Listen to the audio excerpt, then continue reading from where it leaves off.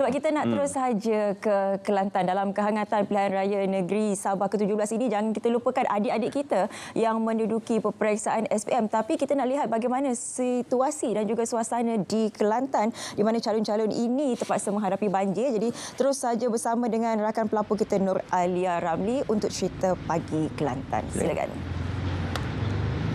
Baik, terima kasih. Sekarang ini saya berada di Sekolah Menengah Kebangsaan Sultan Ismail Kota Baru bagi meninjau pelaksanaan hari pertama peperiksaan bertulis CJ Pelajaran Malaysia SPM di negeri ini. Jadi ketika ini juga saya berpeluang untuk bersama Pengarah Pendidikan Negeri Kelantan Puan Siti Norina Muhammad. Baik Puan, mungkin boleh dikongsikan berapa jumlah keseluruhan calon SPM di negeri ini dan daripada jumlah itu berapa ramai yang terkesan dengan banjir ketika ini?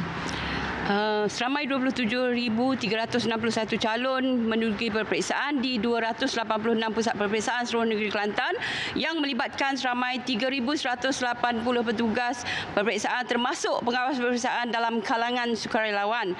Dan dalam air bencana terdapat 29 calon SPM yang mendaftar, tetapi kita telah menempatkan mereka di sekolah asrama-asrama sekolah berhampiran.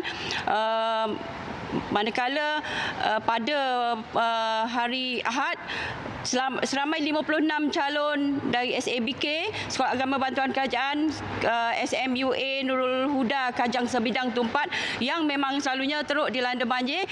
Kita ambil tindakan awal menempatkan kesemua 56 calon mereka ke SMKA Falahiyah Tumpat dan begitu juga pagi ini 15 pelajar dari SMK Kutan yang ditempatkan di asrama SMK Mahmud Mahidin dan pagi ini pihak tentera telah membawa mereka untuk menduduki peperiksaan di SMK Kutan. Okey Puan, berdasarkan tinjauan pagi tadi, mungkin boleh dikongsikan juga keadaan keseluruhan pelaksanaan hari pertama ujian bertulis SPM ini memandangkan beberapa daerah di negeri ini juga dilanda banjir.